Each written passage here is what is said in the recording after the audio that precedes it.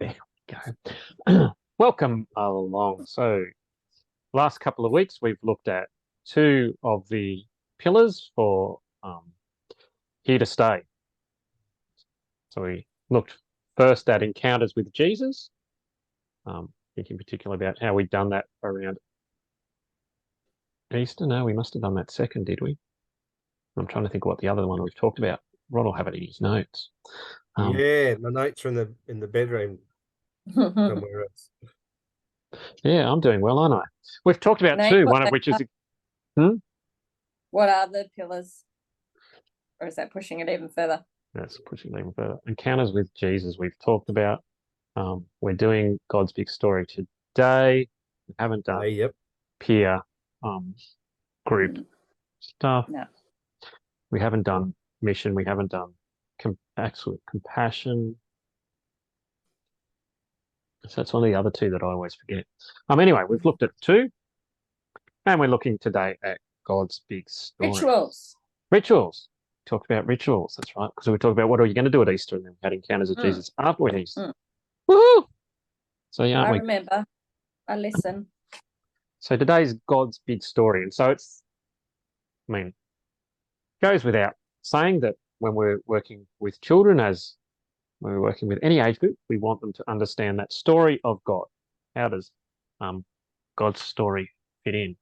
I was just thinking in my office that I had a thing here that I don't. So I've obviously taken back to my office. Don't you hate when you clean up and you don't have the thing that you think is still sitting in your office?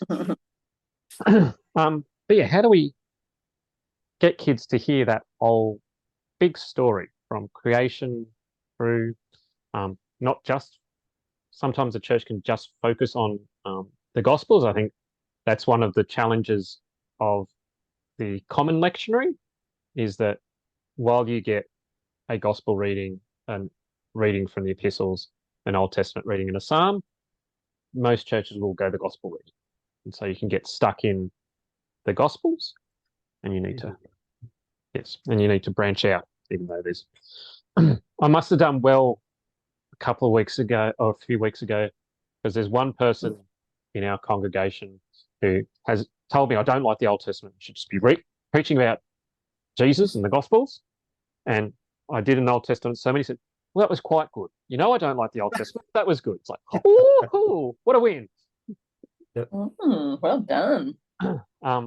So obviously it's important for us to give them that whole story so they understand. It's important to do the Old Testament because Jesus was a Jew who believed the things of the Old Testament. The Old Testament grounded who he was. So you need to understand the Old Testament, how they thought, to understand Jesus. That's my argument, and I'm sticking to it. And so it's important to get that whole story through. So it goes without saying we want to help the young people to understand that flow of the Bible, but also it's not just how do we teach them that whole story of Genesis to Revelation, but how do we help them to see how that is part of them? That is their part of that story. I think I've said it before. I love Mark's gospel. Starts with the beginning of the gospel of Jesus Christ. And you can read that as, this is the start of my book, and that gives you the gospel. Or you can read it as some scholars read it as, this gospel is the start of the gospel of Jesus Christ. And after that, it continues on. Because the gospel of Mark actually ends with, the women go to the tomb, the angel appears and Jesus says he's alive, and the women go off and they're afraid to tell anyone. And there's been some other endings added on, but that's the ending of Mark's gospel. So it's that sense of what's going to happen. The story continues on. This is just the beginning of the gospel. So I like that imagery. So how do we encourage our kids to see themselves in it? I can't remember what it was. One of the speakers at Amplify was talking about that sense of how do we connect young people with the faith and with the Bible story. And so if you've been paying attention to the faith resources, you'll notice that since then, I've added an extra question into the general questions. So there's now 4 questions that you have the same every week, which is, where have you seen this story lived out in life? So it's that. Didn't that cause confusion last week? We were trying to answer that question at home group. Oh, where'd that come from? Okay. So that's where that's come from. How do we ground? Yeah. Here's these lovely stories of the Bible, but where do we see that? And sometimes it might not be, but sometimes it's like, oh, and it's again, it's one of the sort of questions you get in godly play. Where have you seen this? So I know in the story of the Holy Family, where have you seen these people in the church? So, you can have I've seen a statue of Jesus, but it might be, I've seen the donkey, the person who does all the work behind the scenes, or I've seen Mary, there's that caring grandmother who's always looking after people, or something like that. How do you, obviously that's probably an older thing because it's a bit conceptual that young people don't sort of get into about 12 or 13 in their brains, but yeah, how do we keep grounding them? They're bringing that into comprehension skills at school. Yep. Is one of your big things. Where do you, even preps have to say where they relate a story to themselves. Okay. Wow. So there you go. There you You're go. on So track we're with education. cutting edge. We're just... So what thoughts do you have? What questions? I know before we started recording, Rod said he's got questions. Yeah. We'll attempt to dodge them. I mean, we'll attempt to answer them. No, my questions were probably more about how do we, in looking at God's big story, other than repeating things, what is it that makes that we make a devotion or whatever it is that we're doing? How do we make sure that we are covering God's big story, not just that little small part and leaving the kids, oh yeah, I got one little thing out of it.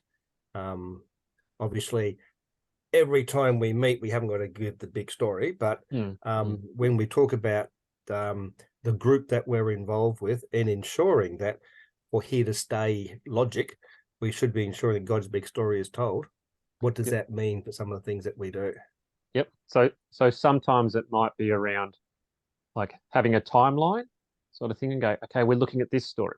Last time we looked at David. David's here in the timeline. Now we're going to look at Jesus. Jesus is here in the timeline. So if you can have something like that, you're continuing to tie into this is the big story, and this one takes place here or here or here or here or here. So that might be an idea, or look at this story and remind ourselves, how does that link back to the previous one? So you might not do the whole big story, but hang on, we link back into there. And because we link that story back into the one before and the one before that, and in a sense, we're trying to tie it all together. Yeah, the thing I was looking for was the Bible Project put together a whole heap of videos on each of the books of the Bible, and I've got printout of each of those things. So you could have one of those and go, okay, this is where we are in the story of Matthew. We're at this part, whatever. I think I've said before, my ultimate dream would be, have a church with all those just on the wall. And as you do a passage that's relevant, you color that in and just start to see the color and that sense of look at how we're getting God's big story, which then you go, well, that's got a lot of white on it. We need to cover that bit. Maybe. Could be encouraging. I think, and again, one of the reasons I'm enjoying the narrative lectionary is that it gives us through the year or through the 9 months that it covers, in a sense, you get more of that big God story. So you start with Genesis creation type thing, and you move through the Old Testament as you lead up to Advent. You look at the prophets and then move into Jesus, and then now we'll be moving into Acts and some of the letters. So through the year, you're getting more than just the gospel. You're getting a bigger, broader suite.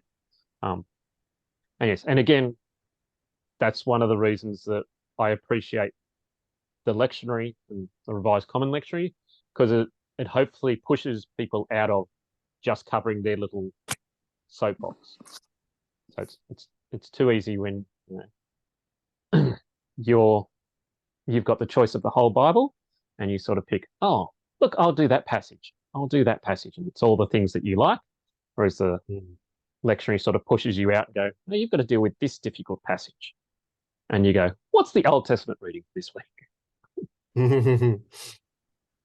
Not that I would ever have done that. That would be totally inappropriate. And then one of the things I was doing in the Upper Hunter was, because I was there for 5 years, I kept track of what passage I preached at each place, so that when we came 3 years later, if I was preaching in the same place, you weren't going to get that. If I'd done the gospel reading with you, you were going to get the Old Testament reading or an epistle or something like that, so that we would cover more of that big story. As opposed to, you've already heard me preach on that passage. You know what I think about that. What do we think about this? So yeah, can be thinking about. And I guess one of the challenges for us in working with kids is working out, okay, which parts of the story is it essential for them to hear, and which parts at what ages? So you're probably not going to do Revelation with anchors or juniors, which are the young people for those. That we weren't starting that next week. Yep. Got to get onto the phone to Aaron and say, look, I know we were doing Revelation, but I've got some revelations for you, Aaron. Yes, we can't do that. But yeah, you might deal with that with the senior boys, which are the high school boys, or you might not. You might let Richard go loose and completely blow some of the other leaders' minds on how he interprets Revelation as opposed to how they interpret Revelation. But that's a whole other story. So is that helpful, Rob? Yes, it is good. Thank you. Because I was thinking, and we might have talked about it before. Those, I'll call them the charts. I assume that's what you're referring to. That you can follow through that story. And I love the idea of, yes, imagine covering a church wall or a hall of the church or something with that. But I was wondering at the end of that, and maybe it's good that the narrative lectionary is a 4-year step, which fits in well for our particular situation of Boys Brigade 4 years and juniors, and we should be able to see a lot of the Bible coloured in. My only concern would be, Rod's done a good job because we've coloured that in. Have the kids, have I delivered that well? And I guess this topic is not how do I deliver it well. That's something I got to do training with to make sure that delivery is good. But the fact that it has been covered and has been seen as a big picture, not as just one little item, misinterpreted as many of them seem to get. So one of my questions here was, at the end of juniors, in my case, for juniors, or it was my case, the kid should be able to open up his little A4 version of those and say, isn't it colourful, Mr. Herman? Thank you very much. But my next question would be, and what of that? Have you really, that's my problem, but the question would be, what of that have you really understood? Have I brought it across properly? And has giving you that bigger picture help reinforce the relevance of all those things? I guess that's the important part. Is giving God's big story, is that just reinforcing what we've learned, or is there something more we should be getting from that? Yep. Is behind me and there's nobody there, so I'm concerned as to what's going to fall down or what's crawling over that back rack. One or two. Behind. Yep. I guess what comes to mind is there's a wonderful clip on the Work of the People website by N.T. Wright or Tom Wright, and talking about how do you read the Bible. And he says, read large sections. And he says often people get iffy by that. It's like, you're not going to understand it all. But he says it's like sitting and listening to a symphony. You hear it all and you get the basic, or a big piece of music or whatever. You hear the basic tune, you get the thing, and then you might go back and drill down into it. And what's this little movement about, or what are these bars doing? But you hear the overall, and then so it's that sense of, perhaps it's that sense with juniors, you're giving them the big picture. And then as they move up into seniors, as the lecture returns around again, you drill down a bit more into those passages and go, well, what's this passage really? You know the big picture, you know where it sits, because of course, obviously, you can have a longer and more in-depth devotion with seniors than you should be having with juniors. Did seniors do more than half an hour, do they? No. I was having a conversation with the OIC the other day, and that yes, we might need to do some of juniors. We might need to do some training about good. training about devotions. And I said, pop me on a couple, and we can subtly demonstrate. Good. But so while sometimes we go, oh, I've done this whole big picture, what do they actually get out of it? Maybe it's about, at this level, what you can understand is the big picture and sort of where it fits. And as you get older, then, okay, now you're ready to drill down further. And then hopefully once you come out of seniors into the church life, you're drilling down further again and going, hey, let's find more of those passages. Yeah. And so I've certainly been aware of that. And as we discussed earlier, they're horrified when Kylie said that they're having the preppies think less concrete-ish and more conceptual. Don't. Yeah. Smell sweetly. Yeah. I do try and make things a little concrete, realizing that it may not be quite as well set as we could be teaching, but that's certainly aware that we need to be. This is a comprehension for your age, and you will think differently when you hear it again in 4 years' time. Absolutely. Or the old lecture in 3 years' time. I liked what you were saying though, Rod, about each child had their own sheets. Like if they had like a plastic sleeve fact file thing, and each week when you did it, you finished it and they brought it back and, well, no, actually don't get them to take it home. You keep it each week and they get it out each week and then they can build on it and then they can see their own. Their progression through the Bible. And someone says, have you read the Bible? For a 8, 9, 10, 11-year-old, the answer is yes. Someone's read it to me, but this is what I've covered. I know it doesn't cover every passage, but I'm assuming we will cover the relevance of most stories and chapters, etc. Yeah, so I like that idea. I'll have a ponder of how we make that work. Yeah. And it's sort of like as well when you were talking about consolidation, like you don't teach preps addition with trading, but you teach them their addition. And then when they get to years 1 and 2, you teach them add 2 numbers together. And then you do trading. So it's kind of like you keep coming back to the same topics. Sorry, I'm always school-based. But yeah, so it does work, the consolidation and stuff. And the other thing is that I love about church more than school is that we're only asked to plant the seeds. We're not told to do it on our own. So we've planted the seeds. We've given it to them.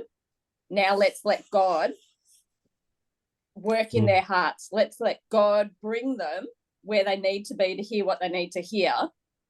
And so we can also trust that God is doing work as well. So even if we think it was the worst devotions ever, no one paid attention, we don't know what God's going to do with that. Yep, that's true. That's we need to reinforce that with each one. Hopefully we'll improve, but you're right, if that devotion, no matter what it is, has the ability to sow the seed in one person there. Hopefully all. But it may just be the seed for that one person that's important. Yep. After 20 minutes, you're probably sowing quite a few seeds. I'm hearing a theme here. Not all. No, we don't have issues at all, do we, Rod? No, I don't have any issues now. Excellent. Well, you're there in that group more than me, so yes, it'll be good. What a fun do group. it on Zoom, and then Zoom turns off after 10 minutes. They probably got the re-establish button. Yep. Okay, well, that's been a good conversation. Do you have more questions, Rob? Well, no. I think I've ticked a few things off here. So my concern was, have I just filled them with knowledge? But as Kylie said, there's seeds available there. Yep. We can verify that knowledge, the fact that we've coloured things in, and it's a separate exercise, separate issue for me or whoever is doing devotions to ensure that it's done at a comprehensible level for their age. And Yes. I am sure each of the leaders that you and I are involved with, whether it's across BB or GB, or all of us, that the leaders, at least in BB, I know they are aware that there is age levels of comprehension, given that one of them is training to be a teacher and others have a background that I'm sure will ensure that. But it is, I think, interesting jumping between the two groups, the juniors and seniors, and being reminded, yep, great topic there. I can't do that sort of discussion. Sorry, way. It's not the topic. That discussion is something you can do when you're a little bit older. It's not something you can really get involved with younger, and therefore the way I ensure they comprehend is going to be different. Just going to make sure we do that degree of comprehension. Excellent. Cool. Well, if we answered all your questions, there goes my idea. We'll answer the rest of your questions next week, but that's all right. You can have a So whole next heap week more will questions. be, next week will be, what are we going to do? One of the The others. next one. The next One one. of the others. You can tell me on Thursdays we're doing walking bus ride. We better let you go Okay. to your home group. Yes, And thank you. if you're watching online, we'll see you around sometime. Bye, everybody. Bye. Okay. See you guys. Bye. See ya.